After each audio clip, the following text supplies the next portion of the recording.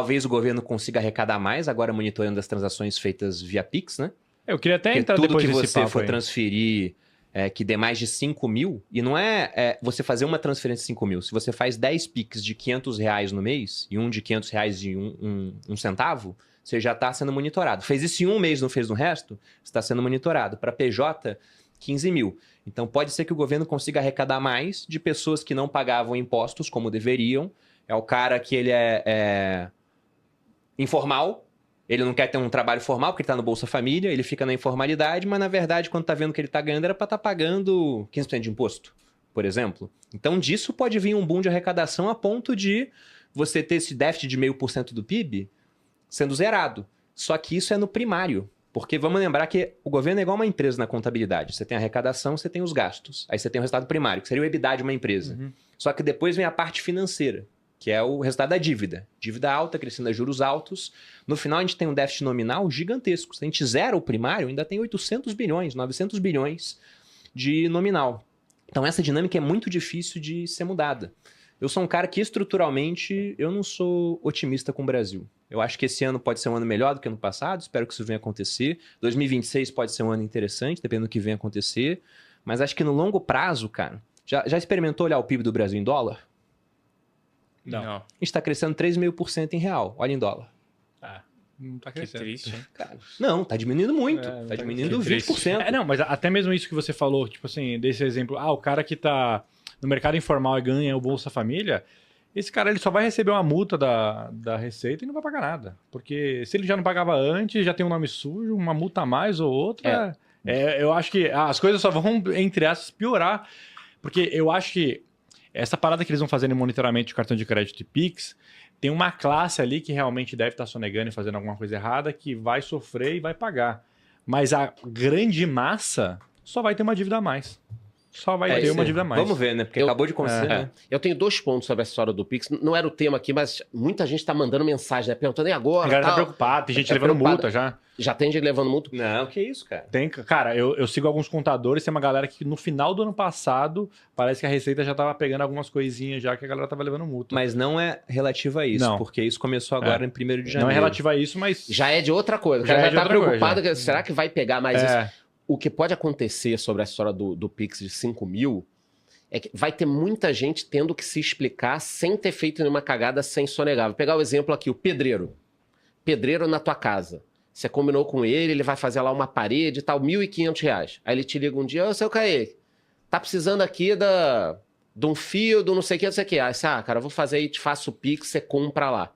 De repente esse cara recebeu no mês de mão de obra 3.500, tudo bem que é difícil carregar só 3.500, mas tô dando um exemplo aqui do que ele teria que pagar. Ele recebeu pelo trabalho 3.500, mas sobre aquele trabalho de material que ele pegou, coisa que ele comprou no cartão, não sei o quê, ele movimentou 6.500. Ele teve um faturamento de 6.500, mas o que é dele mesmo são 3. E aí? Como é que vai explicar, né? Aí você vai virar e falar, não, é muito simples. É só esse cara comparecer à Receita Federal com todos os comprovantes e provar que... Cara, ele não tem o comprovante de 3 anos ou de 1 ano de movimentação de nota fiscal. Até porque às vezes ele foi numa vendinha ali, comprou. Então, assim, isso é um rolo. Agora, caso isso aconteça, que a gente não sabe, tá todo mundo também chutando e tal, mas caso isso aconteça, na minha opinião, a base de arrecadação do governo vai crescer assim absurdamente, mas você vai inibir negócio. Então, vale a pena você, por 1 ano, arrecadar um pouco mais, mas começar a matar negócios? Eu não acho, tá? Eu não acho. Mas é questão de É a posicionamento volta do do governo. dinheiro em espécie. Eu acho que isso pode acontecer. Mas é isso que eu falei, cara. Só aceitamos de dinheiro. né? Não, eu acho que vai começar a ter... por exemplo, se você vai em comunidades, lugares mais humildes, pô, vai lá nos... Eu sou Miguel Paulista, que eu ia muito, perto da estação lá. Cara, um monte de barraquinha, um monte de loja, vende roupa, movimenta um mercado absurdo. Eu lembro que quando eu era criança, minha mãe ia lá comprar roupa pra mim, minha mãe comprava a roupa do ano pra mim lá. Umas barraquinhas e tudo mais, pagava em dinheiro e tudo. Hoje deve ser um Pix adoidado lá, deve ter QR Code em toda a barraquinha. E hoje, provavelmente, daqui 1 ano, pra essa galera sobreviver, vai ser tipo assim, não, paga no dinheiro que eu te dou um desconto. Vai acabar o dinheiro Provável. físico. Vai acabar o dinheiro físico. Não, enquanto tem dinheiro físico, por exemplo, ó, nota de R$200. Quantas vocês viram? Eu nunca Cara, vi. eu vi uma. Eu nunca Eu vi uma, porque Eu tenho algumas a que eu Bianca peguei logo que gosta de saiu. sacar Eu tô coisa. vendendo uma por 250. Sabe? Mas o que aconteceu é que essa nota, que a gente não Eu vi viu em uma. circulação, basicamente, eu peguei algumas quando lançou, porque eu gosto de ter, né? Sim. Notas assim. Eu Eu vi tenho uma só. essa questão de colecionar dinheiro, principalmente o antigo, lá, Império Romano e dos Sim, gregos. viciado em dinheiro. Mas eu tenho algumas notas dessas, mas eu nunca vi uma nota de 200 em circulação. Agora, se você tem esse monitoramento sobre o Pix, pode ser que algumas pessoas prefiram movimentar em dinheiro. É. Só que a gente já tá muito digital, cara, principalmente em grandes cidades, né? Então o pessoal já acostumou a fazer o Pix, porque é extremamente cômodo. O pessoal me pergunta, pô, por que não se usa Bitcoin em transação? Cara, o Bitcoin, ele demora 10 minutos, o tempo de um bloco, para Sim. você fazer a transação. Tem custo, se você usa só o Bitcoin, usa uma segunda camada. Enquanto o Pix é na hora, é instantâneo, entre aspas, gratuito, né? Você não vê o custo, tem uma estrutura por trás, mas você não tá vendo na hora, você não pagou nada para fazer a transação. Então você vai utilizar. Os efeitos disso a gente não sabe. Até porque não seria uma arrecadação de um ano. Porque o cara, se ele tá ilegal, ele começa a ser cobrado e a multa é pesada, aí ele vai ter que se regularizar. Agora, qual é o efeito disso, se você pensa? Bom, se o cara estava acostumado a viver com 5 mil reais por mês, e agora, de repente, ele não tem mais 5 mil para ele, porque uma parte disso é para o governo, digamos, R$1.000, agora ele tem 4, pode ser que ele tenha que aumentar o preço dele. Ou seja, a gente veja preços mais altos por conta desse efeito de arrecadação do imposto. Porque quando você pega esse dinheiro saindo da economia para a mão do governo, você pensa, isso pode ser deflacionário, né? Menos dinheiro em circulação. Só que o governo que ele recebe, ele gasta. Então o que vai mudar é, em vez da pessoa gastar, ela pagou o governo para que o governo gaste em alguma coisa. Sendo que agora ela tem menos do que ela estava acostumada a ter para viver. Então talvez ela tenha que aumentar o preço. Eu acho que tem muito pano para manga para se falar disso, porque como a gente acabou de falar, a gente não sabe ainda o que vai acontecer na prática. Acabou de falar que, olha, começou o monitoramento, mas o pessoal de cripto, por exemplo, acha que isso é vantajoso para esse mercado. Será que as pessoas vão estar começando a fazer transação em Solana, ao invés de real? Stablecoin de dólar, por exemplo? Pode ser que isso venha a acontecer? Pode. E um outro ponto é que o governo ele não quer aumentar impostos ou criar novos impostos, porque isso, quando se faz em política, geralmente é no começo do mandato. Já há um ano de um ano eleitoral, né, porque ano que vem começa a corrida eleitoral, isso é impopular. Agora, você começar a cobrar imposto de quem não pagava, né? O cara tá sonegando, beleza, mas na cabeça dele, alguns nem sabem disso. Simplesmente, não, sou informal aqui, tô fazendo. Começar a cobrar imposto desse cara também é altamente impopular, né? Então vamos ver o que vai acontecer. Altamente. Vocês acham que a situação do Brasil estaria diferente se a gente tivesse num governo de direita? Cara, depende. Porque não é a pessoa que está no governo, é a maneira como está sendo tocado time, né? o país. Né? A gente ia ter esse excesso de gasto, ou o teto de gasto foi criado na administração do Temer. Foi criado em 2016, começou a vigorar em 2017, né? E quando se criou o teto de gastos, ele deveria durar 10 anos. E não durou 10 anos, ele ia acabar só em 26. E a ideia de acabar com o teto de gastos e criar o arcabouço fiscal veio dessa administração atual. Pô, Bruno, o teto de gastos foi respeitado na administração anterior, com o Bolsonaro, com o Paulo Guedes? Não foi. Então, o teto de gasto ele nunca funcionou no Brasil, a não ser durante o governo Temer. Depois ele já não funcionou mais. Só que, mesmo sendo furado, ele era melhor do que a estrutura atual, porque o arcabouço fiscal acabou de ser criado e já foi modificado. Quando teve aquela primeira apresentação da Haddad de qual seria o déficit, né, tudo isso ficou para trás. E talvez a gente veja novas modificações. Além do que, mesmo com o arcabouço fiscal sendo mais flexível, tem gastos que não estão entrando no arcabouço fiscal, puxadinhos estão sendo feitos. Então, se a gente tivesse uma administração que estivesse gastando menos do que arrecada, o que a gente não vê basicamente desde 2014, com exceção de 2022. Mas também teve um truquezinho lá dos precatórios, né? Mas se a gente tivesse, sei lá, se o PG tivesse continuado ali na cadeira lá, talvez se estivesse fazendo a mesma coisa, a gente estaria bem? Charlão? Cara, possivelmente. Sabe por quê? Porque o que a gente tem de déficit primário é 0,5% do PIB. Isso não é tanta coisa assim. O que a gente tem muito grande é o resultado financeiro por conta dos juros muito altos. Se a gente tivesse alguém que passasse mais confiança para o mercado, os juros poderiam estar bem mais baixos. E aí, com isso, o déficit nominal seria menor. Agora, a gente está falando de algo que não aconteceu. Porque você fala, o governo Bolsonaro teve problema, tem uma pandemia. Como é que seria sem pandemia? A gente não sabe, cara. Não sabe. Então, isso é ficar pensando. Isso é uma receita para você ficar ansioso, né? Normalmente, tipo aquele herói depois de da uma Marvel crise. lá, né? O que vários futuros. Mas eu vou te falar, eu nunca... Normalmente, depois de uma crise é mais fácil. Infelizmente, normalmente, para convencer a população brasileira, você tem que cortar alguma coisa. É muito mais fácil depois de uma crise. A crise da Grécia. Tem algum jeito? Não. Tem que cortar 30% o número de funcionários públicos e 30% o salário de todo mundo que é funcionário. No meio de uma crise dessa, você consegue convencer as pessoas. Olha, tá vendo que merda que tá? Sim. Argentina. O Milei tá tomando várias medidas lá.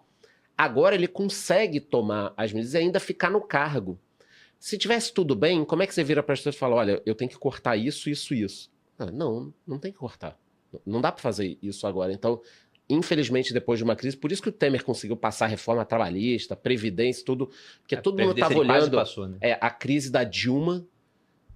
Cara, fala, porra, trabalha pra gente sair disso daqui Sim. e não cair mais. Então é mais fácil, seja de direita ou de esquerda, você depois de uma crise passar. Só que de esquerda não faz sentido. Não tem nada a ver com um governo de esquerda você cortar gasto. Cara, mas uma coisa que eu sempre pensei, tipo, esse esquema é muito ruim, cara. Porque numa empresa, cara, você quer um cara para mexer no seu financeiro, você vai no mercado de trabalho e procura o melhor financeiro do mercado e contrata esse cara.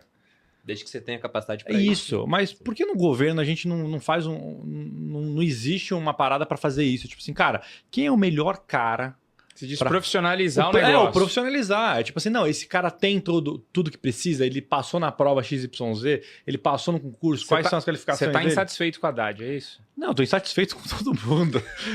Porque, tipo assim, existe hoje algum modelo no mundo, assim, que é o ideal? Ou tudo é tipo assim, cara, indica quem quer, vai quem vai? Eu acho que tem sempre vai ser uma indicação. Acho que qualquer lugar que você olhar vai ser uma indicação.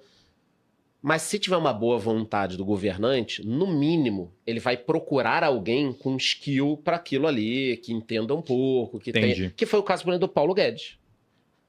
Goste ou não, o cara trabalha no mercado, tem histórico, estudou, então ele vai estar ali. Goste ou não do que ele faz, ele vai estar ali. Mas normalmente, por exemplo, em ditaduras ou em governos com determinados viés, óbvio que ele vai escolher um cara muito mais pelo relacionamento pessoal e pela confiança. Pô, eu virei presidente do Brasil nas próximas eleições. Resolvi estar o Marçal, o Gustavo Lima, eu também quero. Pô, eu vou lá me candidatar. Pô, meu governo vai entrar, talvez não tenha muita confiança e tal.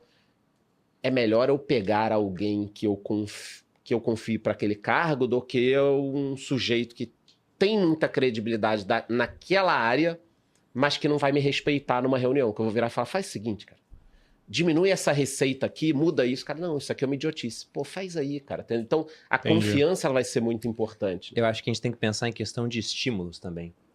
Porque o político, ele se preocupa com duas coisas. Eleição e reeleição. São as duas preocupações de um político. E se ele tiver uma terceira, é quando ele não pode mais ser reeleito, é indicar um sucessor que possa continuar no poder. E botar a mulher no Tribunal de Contas. Então, isso aconteceu, né? Várias cidades no Brasil, várias prefeituras fizeram isso, né? O prefeito tá lá, quem fiscaliza ele é a própria esposa. Com salários de 100 mil. Né? Um negócio absurdo. Mas voltando a essa questão dos estímulos, o que ocorre é o seguinte, nem tudo aquilo que é bom economicamente é popular, né? Uhum. Então, se você pensa, como é que um governante ele costuma se reeleger? É gastando mais, não é gastando menos. O sucesso está em usar a máquina de imprimir dinheiro e não em controlá-la. Agradar o máximo de gente possível para conseguir o voto. E aí, por isso que eu vejo muita gente no mercado financeiro falando como se já fosse certo que em 2026 o Lula ou o Haddad, ou quem for concorrer pelo PT, vai sair. Mas eu fico olhando, cara, será que vai mesmo? A gente teve reajuste do mínimo de 7,5% esse ano. Né? Geralmente o pessoal reajustava por IPCA. Ou nem reajustava. Se você quiser controlar as contas públicas, pode ser que você fique sem reajuste durante um tempo. Reajustou acima. Além disso, a gente tem aproximadamente 54 milhões de pessoas no Bolsa Família, que teve uma grande evolução no número de beneficiados nos últimos 2 anos. Vai ter reajuste de funcionalismo público também. E aí muda, né, de acordo com o cargo, etc., mas vai ser para 100% funcionalismo público. Então você começa a fazer as contas e vê, caramba, olha o tanto de apoio que o governo pode ter com isso. A base é muito grande. Exato. É bom para controle de contas públicas? Não. Mas ele pensa, não, eu gasto assim, depois eu ajeito. No próximo governo eu começo a ajeitar.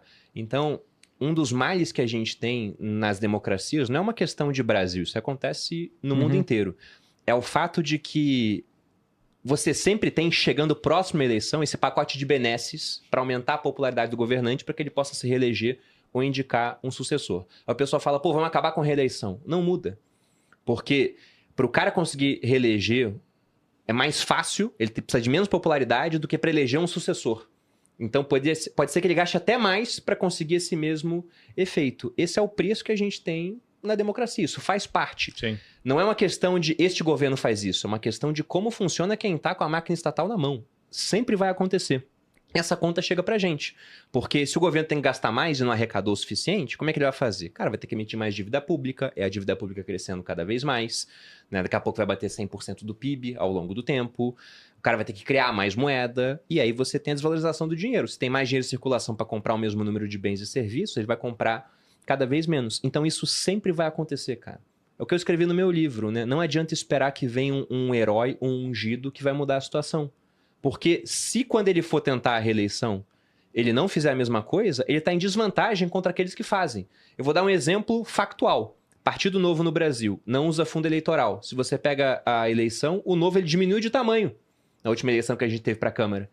Tinha vários deputados, depois passou a ter menos. Por quê? Porque ele concorreu com um monte de gente que usa isso para se promover. E com isso tem benefício. Uhum. Então, por não usar, o que eu achei admirável, eles acabaram ficando menores, menos relevantes.